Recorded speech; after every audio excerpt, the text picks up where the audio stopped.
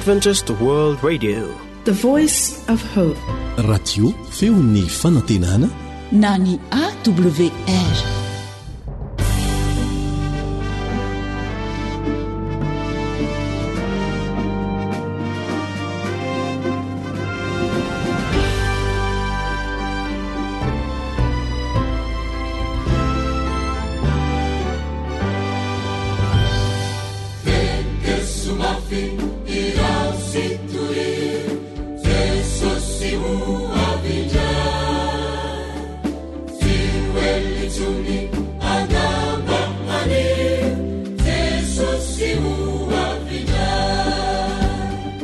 Alasara ny faminanin'ny Baiboly. Alasara ny faminanin'ny Baiboly. Fianarana mitohitoy ireo faminaniana apokaliptika ao amin'ny Baiboly.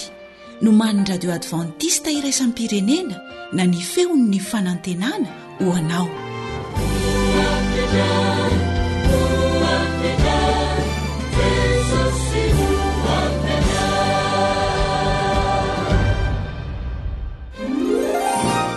Raha ilaina ny fiangonana, dia ahoana no ahalalako ny fiangonana tokony alehako? Azontsika hitokisana daholo ve ireo fikambanana ara-pivavahana misy? Iza ny tondron'Andriamanitra hoe zanaka sisa ao amin'ny apokalipsia? Voalaza ao fa ny dragona dia miady amin'ireo zanaka sisa. Nahoana? Manasanao ary? Hanaraka famelabelarana ratsoatra masina, atolotro ny foiben'ny radio Adventista iraisam-pirenena na ny AWR no man'ny Kamioatmanina filoha lefitry ny AWR. Ny namanao Eliandry amin'ny tantsoa no olotra izany amin'ny teny malagasy.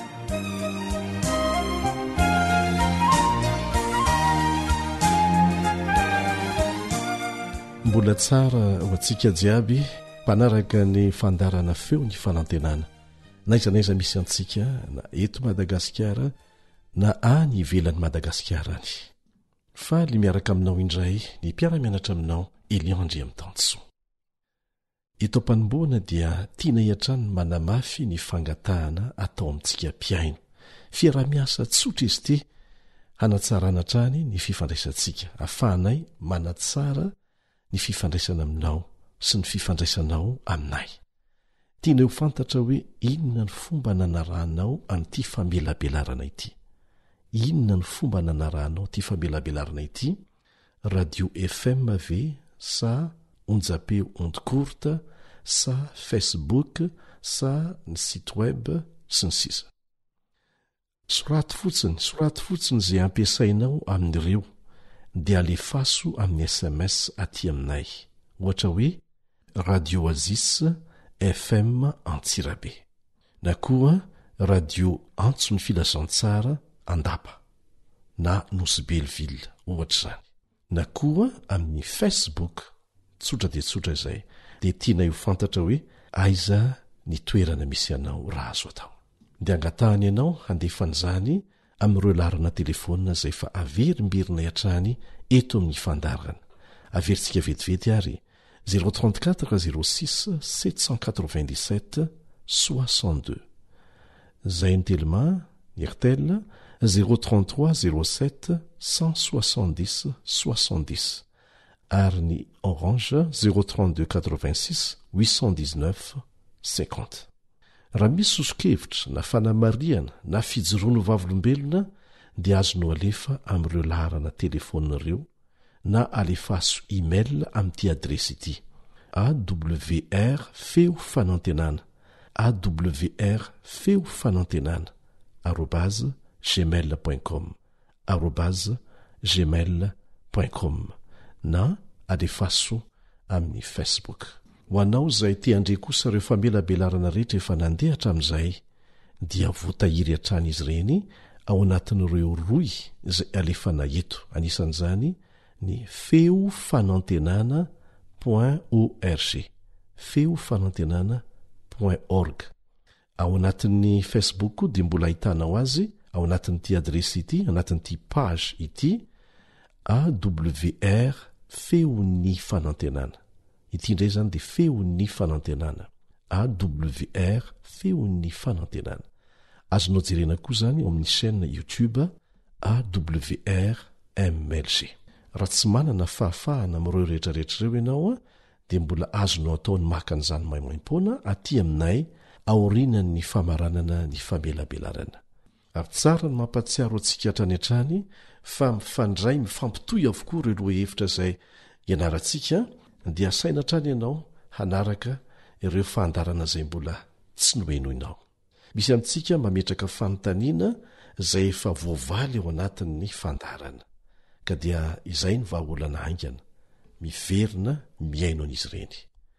Tsy mifarana amin'ity alasaro ny faminaniana ao Baiboly ity ny fiarahantsika fa mbola hitoy ka raha irenao ny hahazo fampitomboana fahalalana ny soratra masina izay azonao hamarinina ara-Baiboly tsara ary angatahana hatrany ianao hitazona an'izay filamatra izay dia afaka manaraka ny fandarana alefan'ny radio AWR ianao izay mbola azonao arahana amin'ireo fomba samihafa izay efa nomena iteto.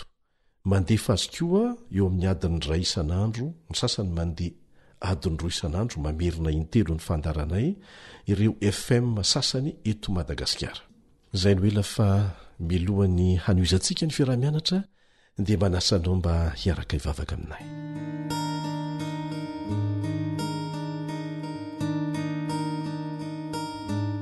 Irainay izay ny an-danitro, misaotra anao noho izao tombon-tsoa omenao anay izao. Misaotra noho ny tombonandro omenao anay. Fahasoavana izany, famindrapo izany. Mangataka anao izay mba hanazava ny saina indray, makasika ny loha-hevitra izay horesahana eto amin'ity anio ity. Amin'ny anaran-tsoan'ilay Jesosy maty misolo anay no angatana izany vavaka izany. Amen.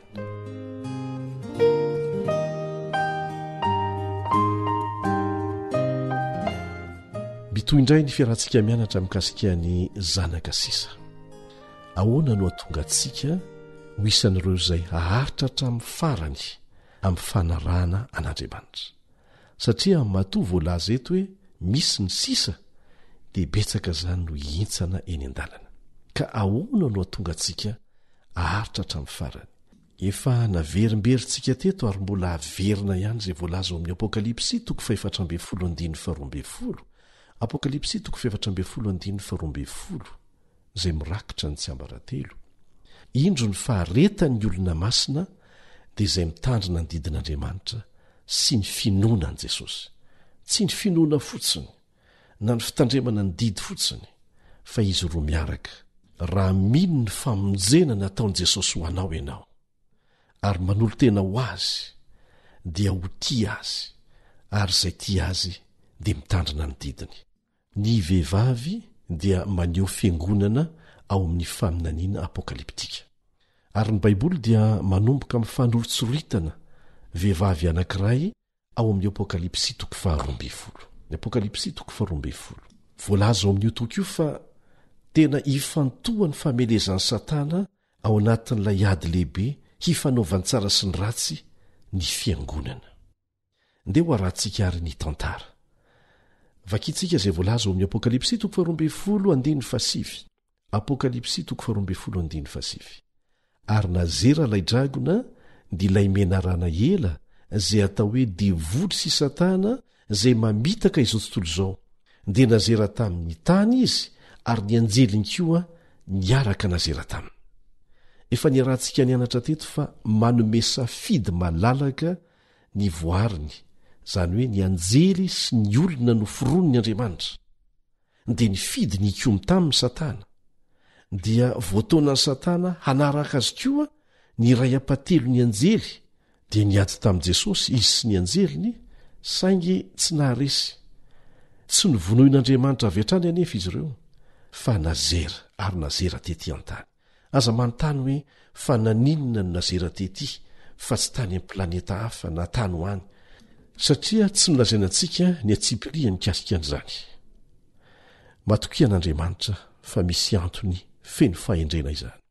Ny zavatra hitantsika aloha dia izao, navelan'Andriamanitra hisedra ny fahatokiany Adama sy Eva an'Andriamanitra Satana. Ary tsy izy ireo ihany fa isika koa. Resy Adama sy Eva fa tsy resiny Joba, tsy resiny Enoka. Betsaka ireo zanak'Andriamanitra izay tonga tamin'ny fandresena farany tetỳ an-tany na dia nandalo fahalavona aza tahakandry davida ry abrahama sy ny sisa ary mbola santionany ihany ireo rehetra voatanisa ao amin'ny Hebreo 1:20 izay anasananao mba hovakinao. Hebreo 1:20. Anjarantsika izao ny mandalo sedre miverina imbalo ny teny hoe izay maharesy ao amin'ny boky ny Apokalipsy ary samy arahana teny fikasana na teny fampanantenana avy amin'i Jesosy mivantana avokoa izy rehetra ireo. Nandresy ho antsika Jesosy kanefa tsy maintsy raisintsika ho fiainana izany fandresena izany fa tsy ho lasa finoana manidina fotsiny akory hoe nandresy ho azy Jesosy fa za zay tiako atao zay tiako hiainana ny fiainako, satria tsy tokony hifanipaka izany ary tsy ara-baiboly. Ny azoko antoka koa dia ity navelan'Andriamanitra ho velona Satana hanaporofona amin'ny olombelona rehetra sy ireo anjely rehetra izay tsy lavo ny tany an-danitra fa manana ny rary ny Andriamanitra raha nandroaka azy sy andevona azy amin'ny farany. Andeha rahantsika ny tantara amin'ny alalan'ny izay voasoratra ao amin'ny Apokalipsy 12. Apokalipsy 12. Vakitsika ny 14 sy ny 15. 14 sy ny 15. Ary ny rambony dia manala ny apahatelo ankintana amin'ny lanitra ka manjera ireny ho amin'ny tany.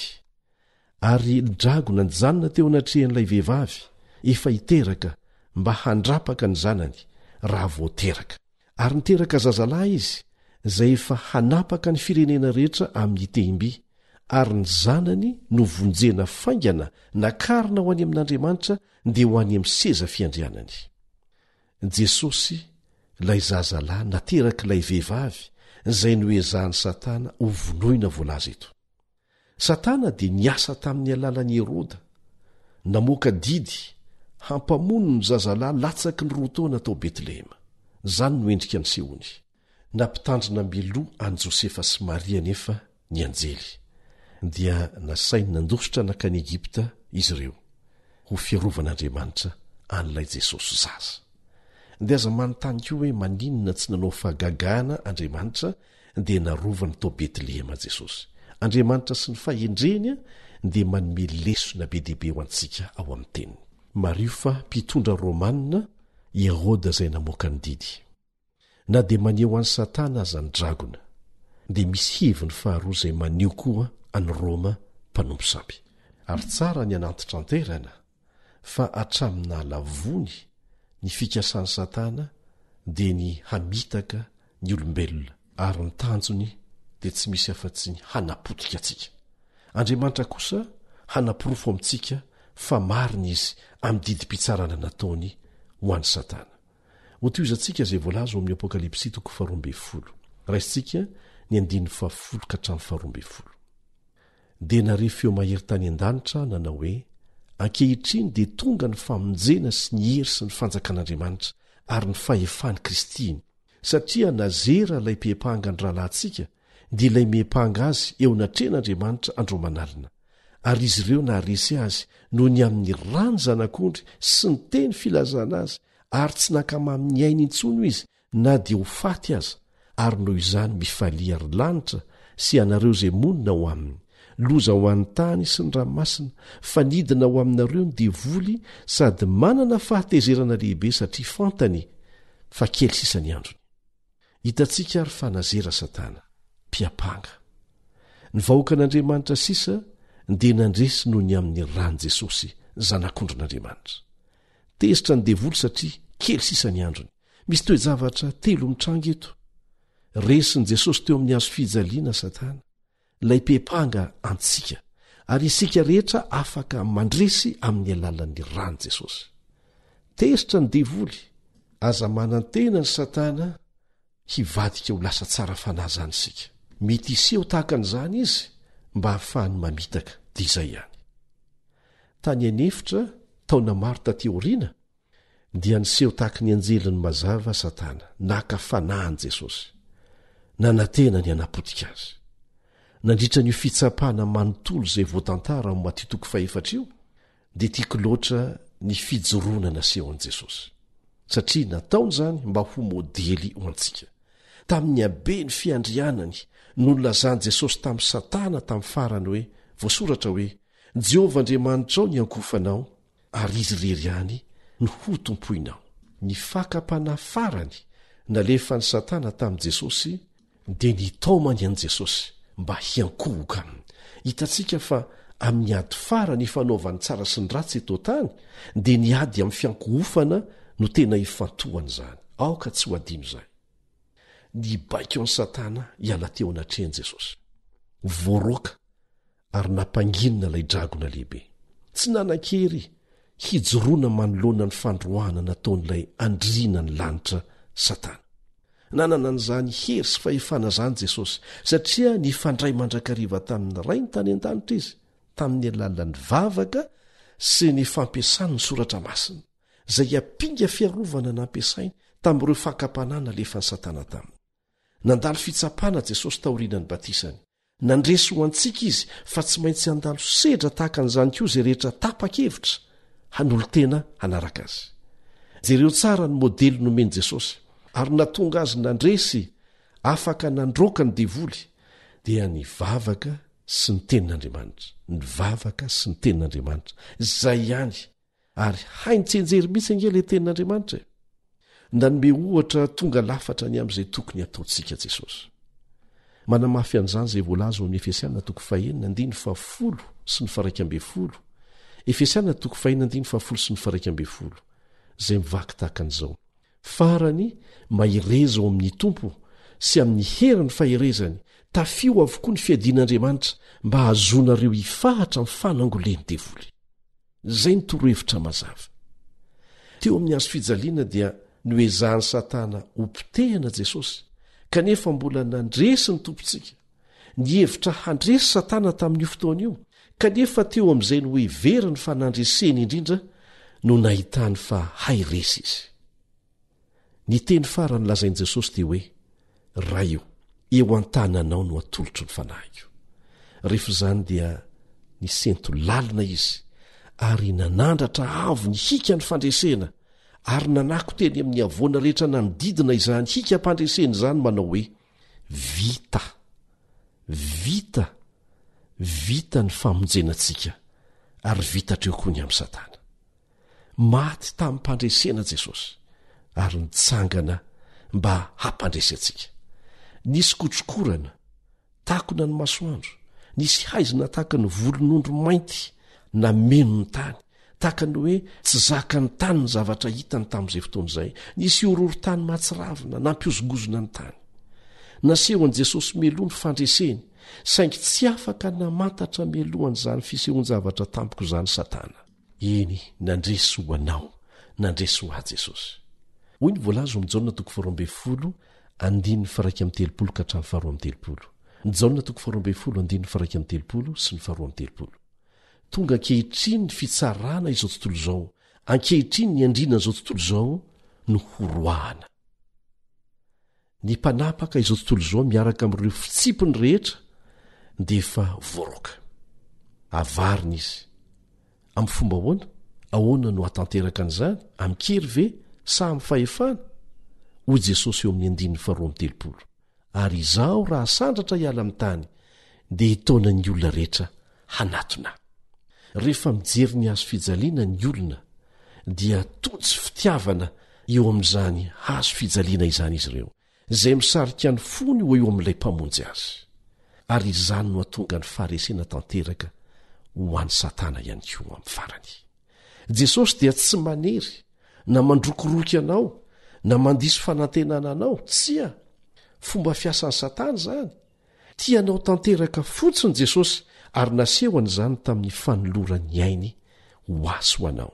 Dia nandresy tamin'ny ady mazava tsara izy, natory tao am-pasana izy ary nitsangana tamin'ny maty. Ho azy ho anao daholo izany rehetrarehetra izany. Jesosy ny mpamonjintsika tokana. Izy rery no manana ny fanalahidin'ny fahafatesany ary afaka manangana amin'ny maty izay rehetra nanaiky hiandany amin'ny ampahabemaso. Tanteraka niraka famonjena nataon'i Jesosy ary niakatra ny an-danitra izy. Taoriana ny akaran'i Jesosy dia naodiny Satana, natodiny ho any amin'ireo mpanaradian'i Kristy ny fahatezerany. Tsy maintsy novainy ny tetikadiny. Noho izany ilay ratsy izany dia manenjika ny mpianatra Kristy tsirairay izay manaparitaka ny afatry ny filazantsara amin'izao fotoana izao. Maty maritiora avokoa ny mpianatra Jesosy rehetra, afa-tsy anankiray ihany. Tsy misy mampanahy nefa fa lehibe ny valisoan'izy ireo any an-danitra sy ny valisoan'izay rehetra tapa-kevitra ny hijoro ho an'i Jesosy hatramin'ny farany. Rehefa tsy navita namotika an'i Jesosy Satana fony izy teto an-tany, dia nafantony any amin'ireo mpanaraka azy ny famelezany, ny fahatezerany, ary tafiany hatrany ny fiangonana izay aseho an'ilay vehivavy madio mitafy akanjo fotsy. Hitanao, tsy mamitaka fotsiny Satana, fa miezaka ny hanapotika tanteraka mihitsy araka ny namakitsika azy teo. Manenjika manafika mikery ny mpanaradian'i Jesosy izy. Amin'izao fotoana izao dia manana fomba anarivony hanenjehana ny kristianina Satana amin'ny alalan'ny fanapotehana ny tokantrano, be dehibe ny olana raha tokantrano, amin'ny alalan'ny fiakinan-doha, ny fiketrahana ara-tsaina, ny fahatserovatena ho irery, ny fahasairanana mafy ara-bola, eny fa na dia ny fandravana tao amin'ny tenanao manokana mihitsy aza. Raha ny tiany Satana dia ny amono antsika avetrany iny e. Saingy tsy avelanao an'izany izy. Tarihan'ny Satana ny kristianina, hanariny finoany, na ataony variana, ataony be atao loatra, dia tsy manana fotoana iarahana manokana amin'i Jesosy, izay hany antoka handresena ny Satana. Jereo ny fomba nandresen'i Jesosy an'i Satana, fa modely ho antsika ny navelany averina ihany izay, dia ny vavaka sy ny tenin'Andriamanitra. Ary vitan' Jesosy tsy anjery mihitsy. Maninona no averina izay? Misy antony matoa izay manentana anao matetika hanao tsy anjery rehefa mianatra ny tenin'Andriamanitra. Ahoana hoy Jesosy? Ao amin'ny Jaona 5:15. Jaona 5:15. Izany voaloboka ianareo ny sampany. Raha misaraka amiko ianareo dia tsy hay manao na inona na inona. Ka ny fifikirantsika tsara amin'ilay voaloboka, ny fifikirantsika tsy miato amin'i Jesosy, izay zany no tsy ambarantelo ny fandresena. Ka na inona mahazo anao, fikiro Jesosy, fa tsy maintsy ho tonga amin'ny fandresena zany famikiranao azy zany, amin'ny lafiny rehetra eo amin'ny fiainana mihitsy.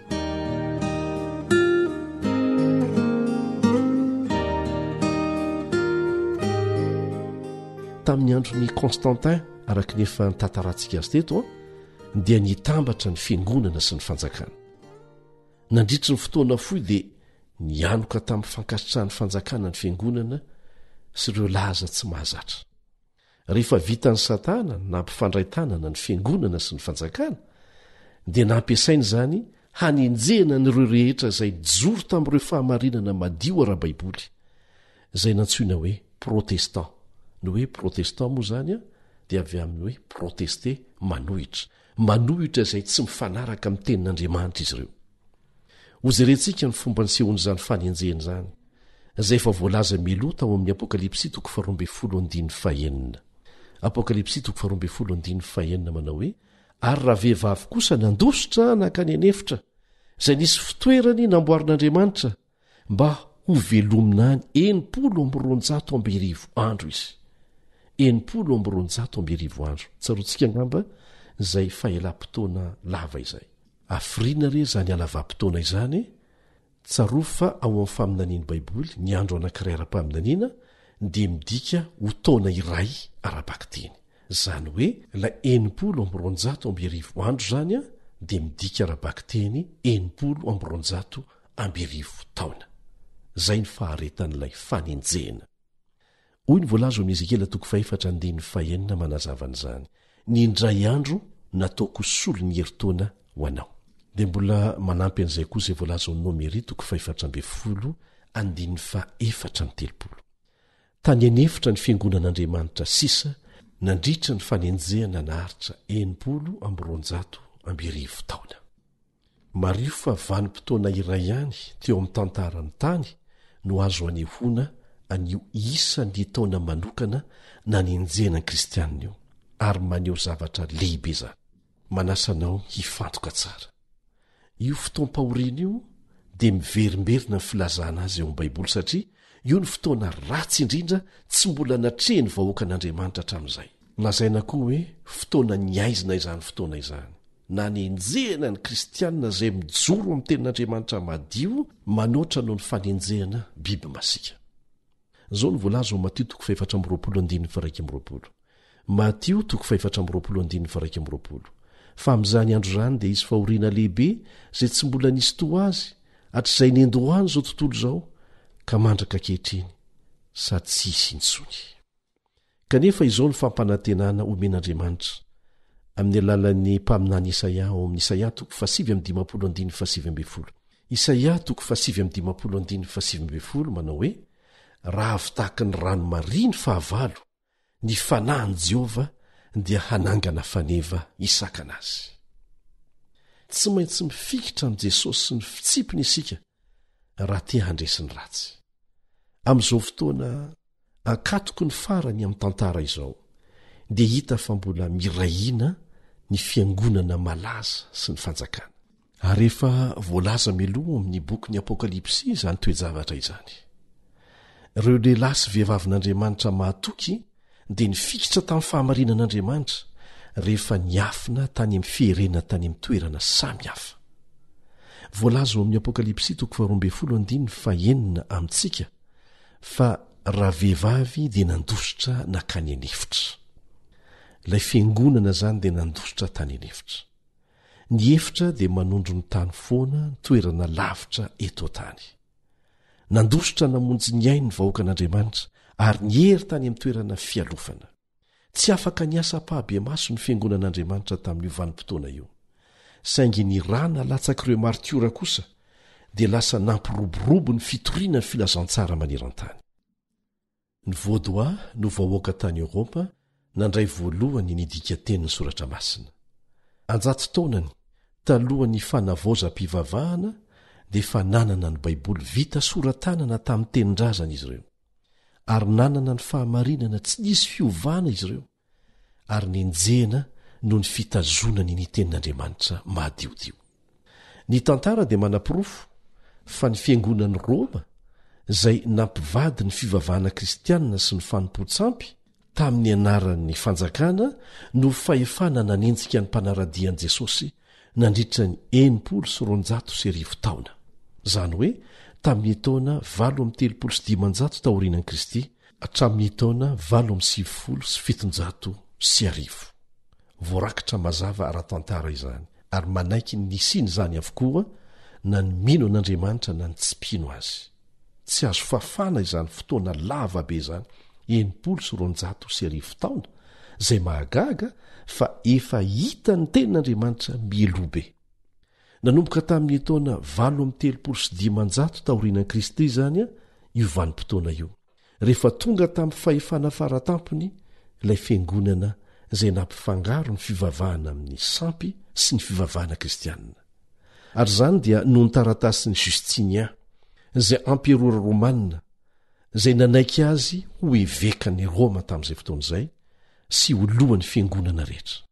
Averina ihany fa ny farana tamin'ny taona 8,700 ny fotoana fampijaliana ho an'ny kristianina io, rehefa nataony Général Berthier, Général'ny Napoléon Babo, ny lohan'izany fiangonana nanenjika izany. Voalaza ny firaketana ny tantara fa nahatratra hatrany amin'ny 50 tapitrisa farafakeliny, 50 tapitrisa farafakeliny ny kristianina maty noho ny fijoroany tamin'ny finoany nandritra ny fotoana ny didy fampamonoana nataon'ny fiangonana tany Roma io. Ary izany no vokatry ny fampivadiana ny fivavahana marina madiodio sy ny fanompo-tsampy tohanany fanjakana. Tao anatin'ny fotoana izay namoahana ny didy mafy dia mafy hanenjehana ny kristianina, tao anatin'izay fotoana izay indrindra no namantsiany Martin Luther teo amin'ny varavara ny fiangonana Wittenberg ireo asa karoka mikasika ny Baiboly miisa 590 izay nataony, ary niteraka ny fanavaozana ara-pivavahana protestanta. Tamin'ny 30 Oktobra 1750 no nisehon'izany. 30 Oktobra 1750. Misy hatrana ireo izay tsy manatahotra ary samy joro tahaka ny elita eo anivon'ny fanjakany Ahaba sy Jezebela fahiny rehefa lasa fivavaha-mpanjakana mihitsy tamin'izany fotoana izany ange ny fivavahana tamin'ny Bale ary nahatonga ny sazy avy amin'Andriamanitra nampiantona ny orana mihitsy tamin'izay fotoana izay. Ny mahagaga nefa rehefa tafahoana tamin'ny Elia Ahaba dia izao ny teny nataony ao Mpanjaka 2:17. Mpanjaka 2:17. Hay tonga ity ianao ry ilay mampididoza amin'Israely ary tahaka izany mihitsy ny fanendrikendrehana natao tamin'ireo izay mijoro tamin'ny fahamarinana ara-baiboly ary mbola iseho izany. Mahavariana ny mahita ny fahatanterahany faminaniana voalaza meloa ao amin'ny boky ny Apokalipsy sy ny Daniela. Nanangona ny vahoakany amin'ny andro farany Andriamanitra taoriana ny 7,700. Zava-dehibe ny manamarika an'izany ramana satria manampy antsika izany ahitantsika ilay fiangonana sisa, ilay vahoaka sisa amin'izao fotoana izao. Mario tsara fa niafina ilay vehivavy voalaza ao amin'ny Apokalipsy 12 fa rehefa tapitra ny 9,400 taona tamin'ny taona 7,700 dia hiveriny eo amin'ny tantarany tany indray ireo vahoakan'Andriamanitra ireo. Andriamanitra dia nanana olona izay nijoro azy, nitandrina ny didiny, natao amin'ny testamenta taloha, natao amin'ny testamenta vaovao, natao amin'ny vanim-potoana ny haizina nandritra ny 9,400 taona, tahaka ny tamin'ny andron'ny Noa, ry Abrahama, Mosesy, Eli, ka tsy magaga raha manana ny fiangonany mpanaradia azy koa izy amin'izao andro farany izao. Ny toetra mampiavaka ny vahoakan'Andriamanitra amin'ny andro farany ankoatr'izay voalaza ao amin'ny Apokalipsy 4:12 dia izao koa ny voalaza ao amin'ny Apokalipsy 4:17. Apokalipsy 4:17. Dia tezitra tamin'ilay vehivavy ny dragona ka lasa nandeha hiady tamin'ny zanany sisa izay mitandrina ny didin'Andriamanitra sy mitana ny filazanan'i Jesosy. Ny fiangonan'Andriamanitra sisa dia ny fiangonana hitory ny afatra fampitandremana farany manerana an'izao tontolo izao. Amin'ny andro farany dia hanangana vahoaka izay tia azy Andriamanitra, hankatoa azy ary hitandrina ny didiny. Ao amin'ny fonony didifolo no ahitanao ny tena fototry ny fiankofana, izay fototry ny ady farany. Manandratra an'Andriamanitra isika satria zavaboariny ary mekohaka aminy amin'ny irery. Ny didy momba ny sabata dia mitarika antsika iankohaka amin'ny fahefany amin'ny mahampamorona sy mpamonjy antsika azy.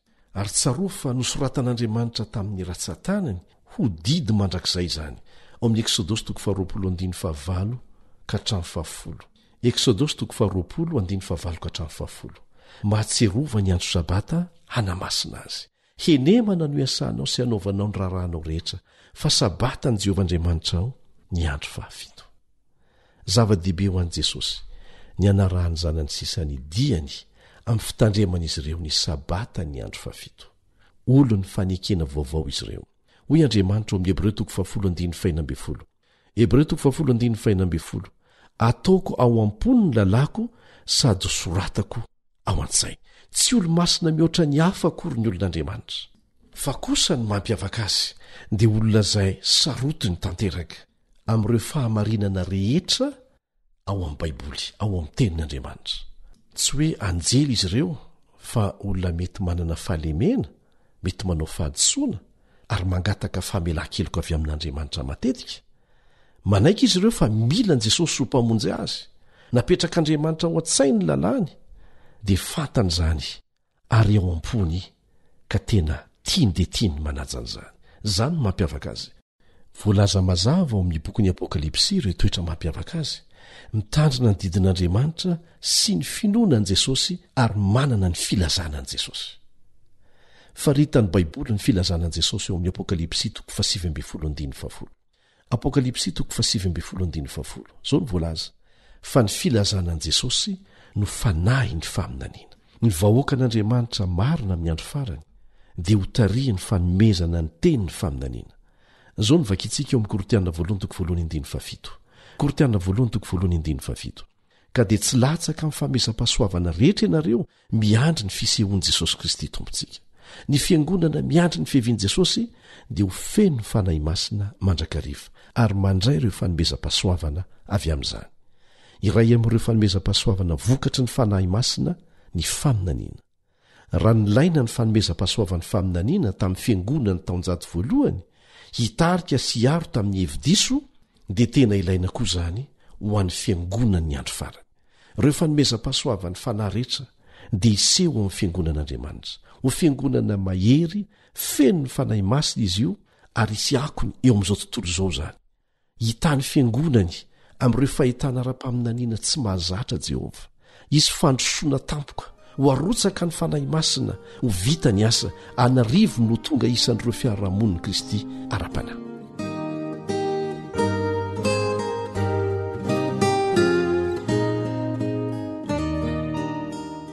Naniraka ny mpianan' Jesosy ho any amin'izao tontolo izao. Ny fiangonana marina dia ho vatana anankiray maneran-tany voatokana ho an'i Kristy mankatoy ny teniny ary mitory izany filazantsara izany maneran-tany. Araka ny baiko nomeny Jesosy azy ireo ao Matthieu 7:20 ka hatramin'ny 20. Ny Apokalipsy 4:14 dia mamaritra ty hetsika ity amin'ny andro farany. Zao ny voalaza ao Apokalipsy 4:14. Ary hitako fa indro nisy anjely iray koa nanidina teo fovoan'ny lanitra nanana filazantsara mandrakizay, tsy filazantsara mandalo na miovaova fa mandrakizay, ho toriana amin'izay monina ambony tany sy amin'ny firenena sy ny fokom-pirenena sy ny samby hafa fiteny ary ny olona rehetra, nanao tamin'ny feo mahery hoe matahoran'Andriamanitra ka omeo voninahitra izy fa tonga ny andro fitsarany ary miankohofo eo an'ilao izay nanao ny lanitra sy ny tany sy ny ranomasina ary ny loharano. Ry namako, tsy hetsika kely ivelany antokom-pinoana akory izany fa hetsika maneran-tany izay mitory ny filazantsara amin'ny feo mahery. Ny fatahorana an'Andriamanitra dia tsy midika akory hoe fiorohorona sahala amin'ny fatahorana biby masika, fa ny dikan'izany dia izao: manaja sy manome voninahitra azy. Matahorana Andriamanitra ka omeo voninahitra izy. Manome voninahitra an'Andriamanitra isika amin'ny fanajana azy eo amin'ny fiainantsika na eo amin'ny fihinantsika, ny fomba fiainantsika. Ary izany dia mazava tsara amin'ny Korinthianina 2:1-13, Korinthianina 2:1-13 manao hoe: ho amin'izany na mihinana na misotro ianareo na inona ataonareo dia ataovy voninahitr'Andriamanitra izany rehetra izany. Fa tsy sanatria novonjena isika mba hanitsakitsaka ny didin'Andriamanitra ary hanao kitotoa ny lafiny ara-pahasalamana sy ny fitondrantenantsika.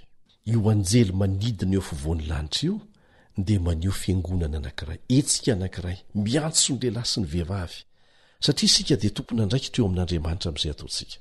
Amin'ny vanim-potoana isehony tsy fandraisana andraikitra dia miantso antsika Andriamanitra hijoro azy amin'ny fomba fiainantsika sy ny fijoroana ny fahamarinana.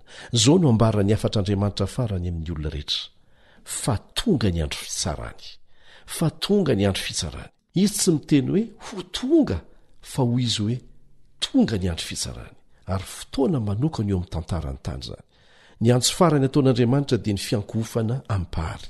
Ary ny sabata izay marika avy amin'Andriamanitra hamatarany ny tena zanany dia anisan'ny hafatr'Andriamanitra maika amin'ny andro farany izay mifanohitra amin'ny mariky ny bibidia.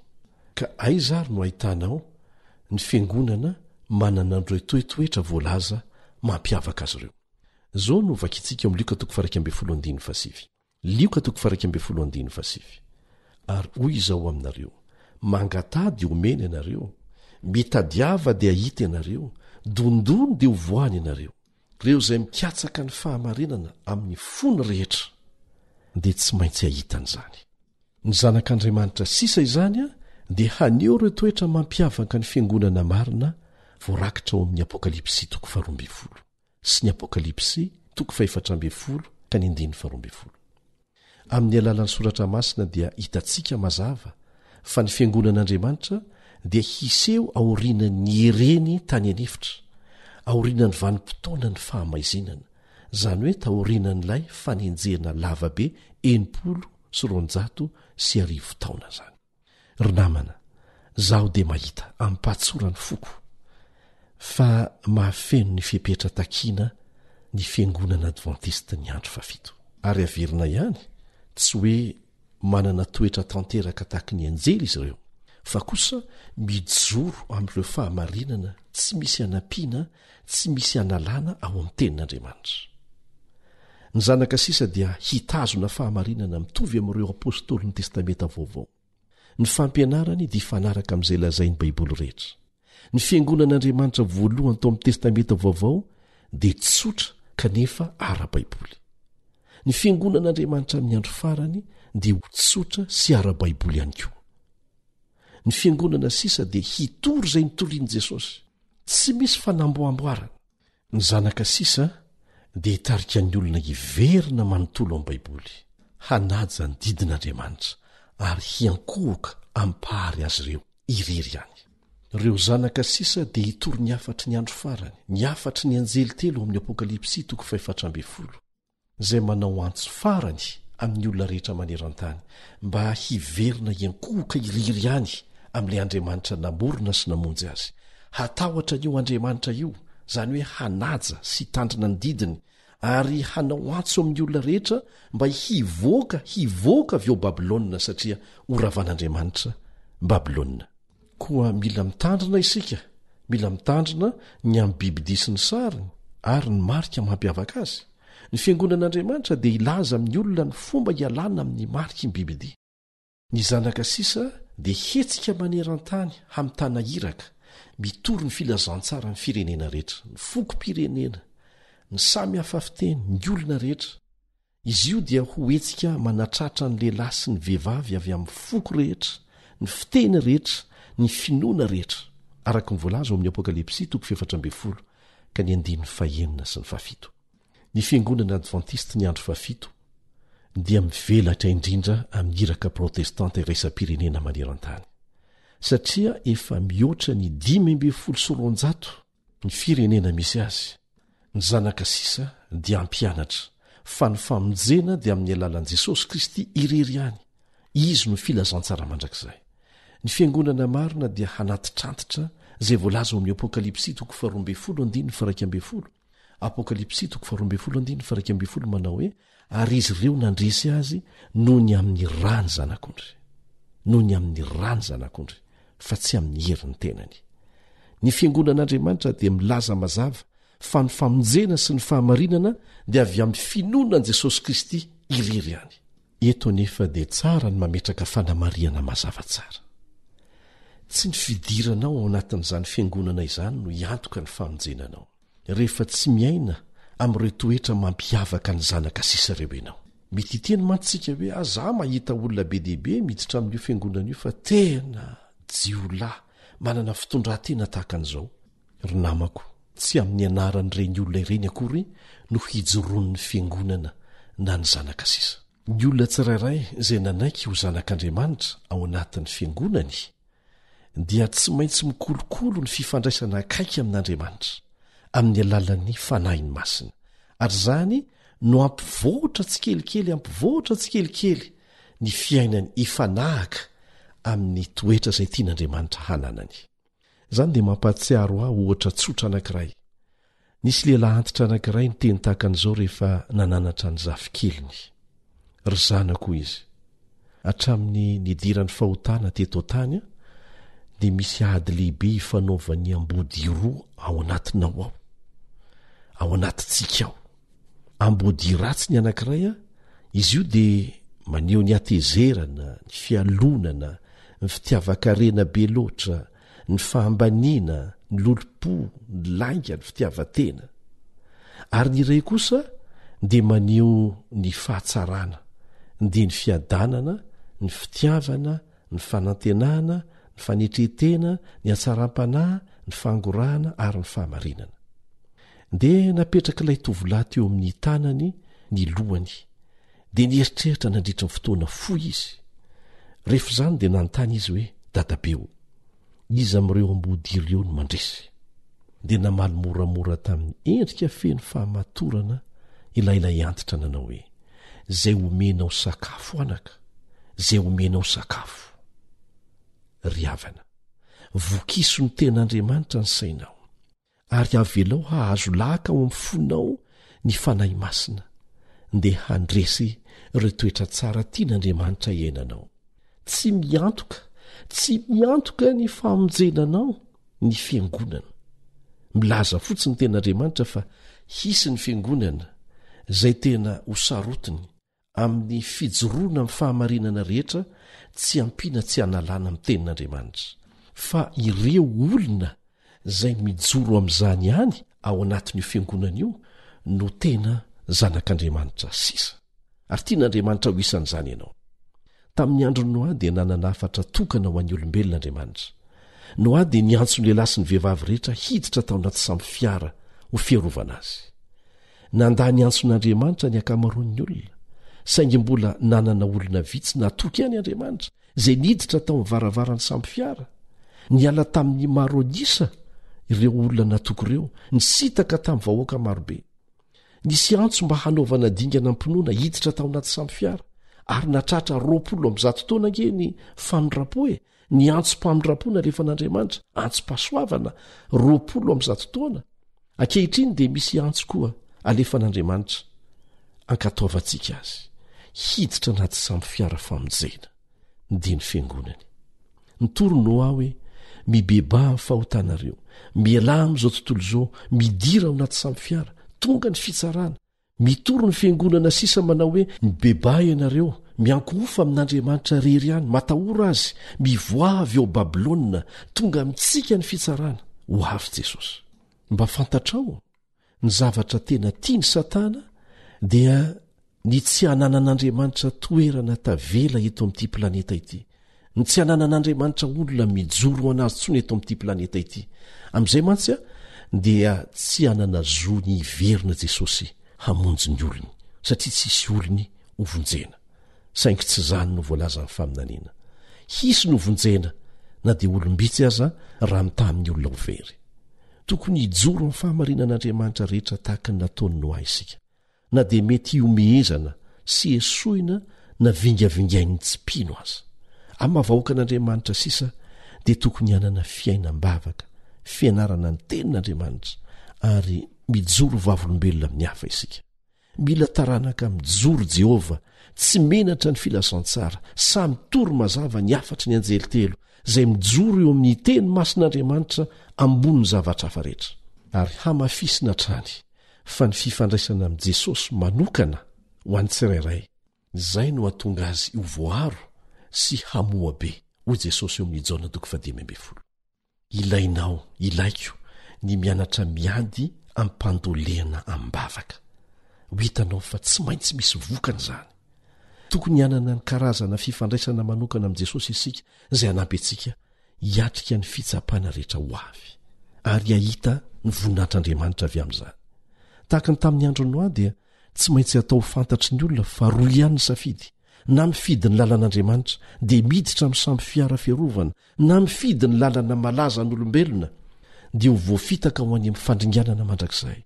Lazain'ny Baiboly amintsika mario tsara fa ny mpandresy dia Jesosy mpanjaka.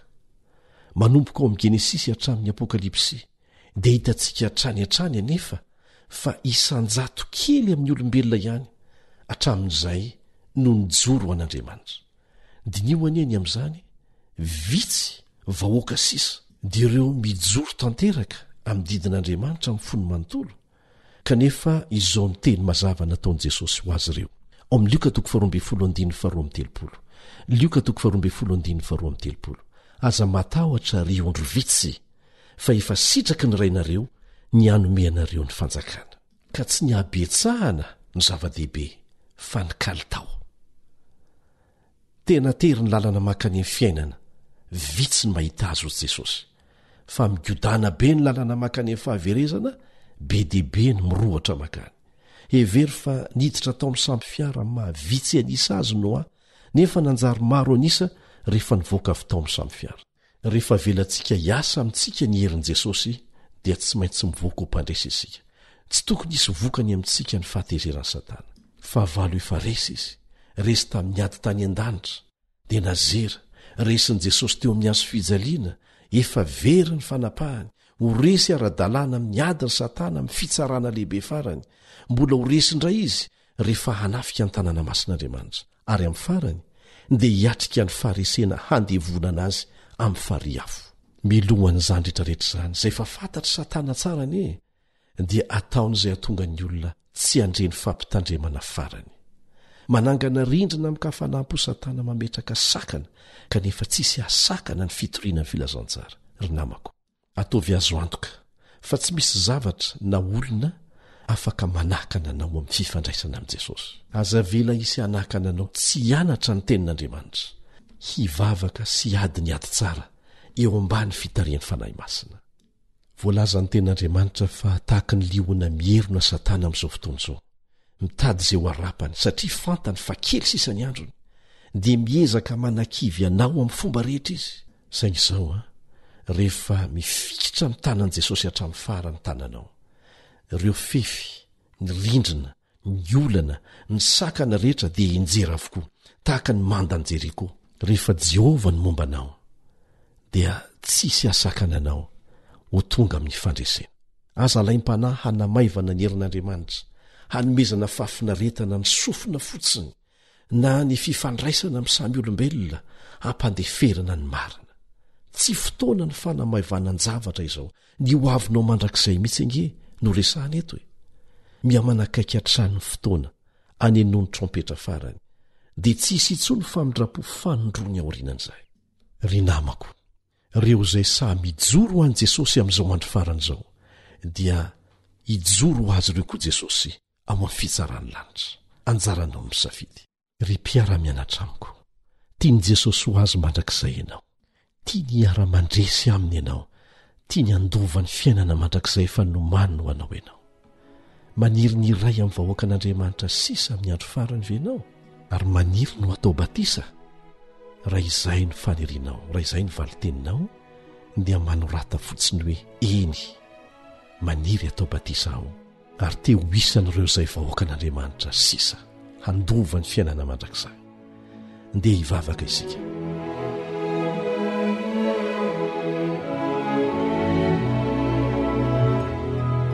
raina izay ny an-danitro resy lahatra izahay fa manana zanaka sisa ianao izay hijoro ho anao hatramin'ny farany te ho isan'izany aho te ho isan'izany reto namako miara-mianatra amiko reto malemy nefa izahay kanefa te hijoro ho anao ka angatahanay ny herin'ny fanahinao masina hitahiry anay amin'ny fanapa-kevitra ny raisinay ho vita batisa izahay ary ho isan'ny zanaka ho sisa mandra-piavinao any amin'ny raony lanitra amin'ny anaran'i Jesosy amen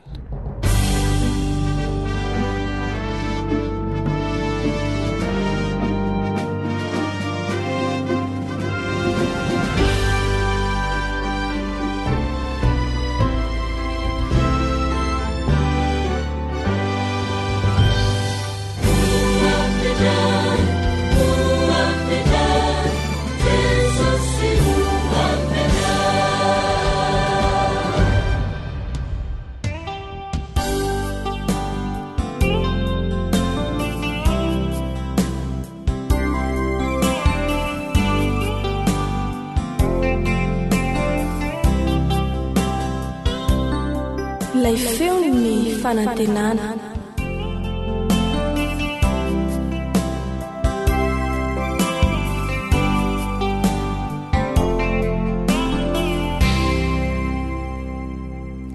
azavarianao amizao andro faran'izao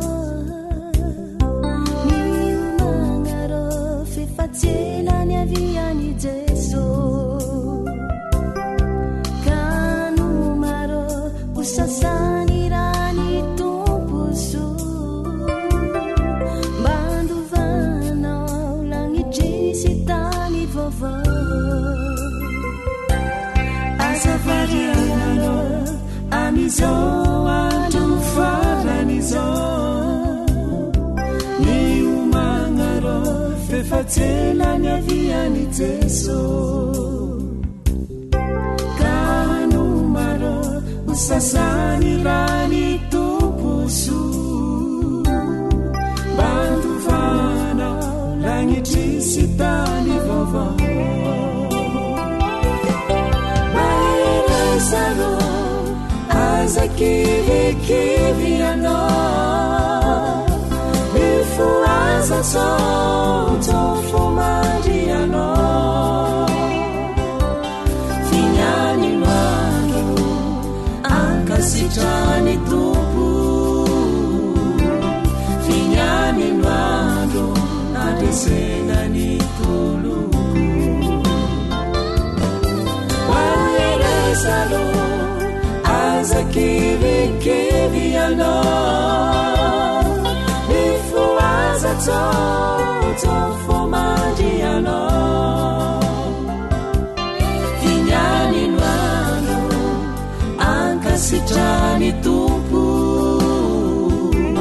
finyany mando andesenany toloko finyany mando ankasitrany tompo finyany mando andesenany toloko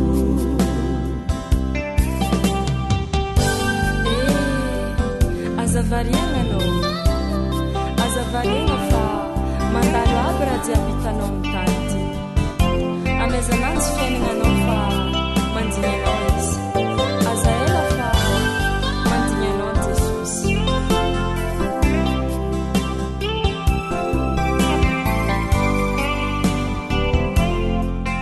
AWR feony fanantenana maro ny fandriky aminganany satananao mahaisa miary anao tao miraparapa tsy tagny Jesosy lalana sy famarinana ry fiainana manerezanao fa ny tompo mandigny anao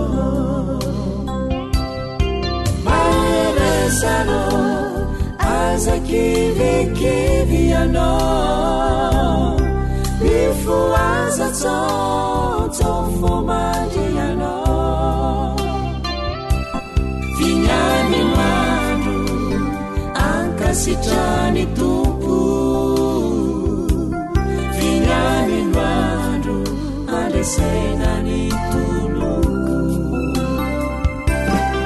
maerezanao aza kirikiri anao ifo aza tofomandrianao finyany mando ankasitrany tompo finyany mando andesenany toloko maerezanao aza kirikiri anao ifo aza tofomandrianao finyany mando ankasitrany tompo finyany mando andesenany toloko finyany mando ankasitrany tompo finyany mando andesenany toloko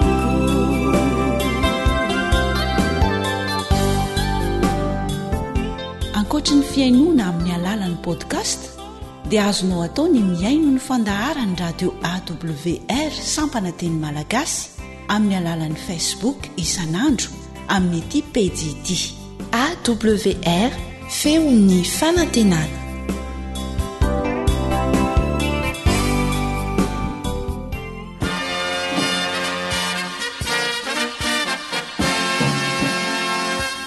Adventist World Radio, the voice of hope. radio feony fanantenana ny farana treto ny fanarahanao ny fandaharan'ny radio feo fanantenana na ny AWR amin'ny teny malagasy azonao atao ny mamerina miaino sy maka mahimaimpona ny fandaharana vokarinay amin'ny teny pirenena mihoatriny 100 amin'ny fotoana rehetra raisoaryn'ny adresy ahafahanao manao izany awr.org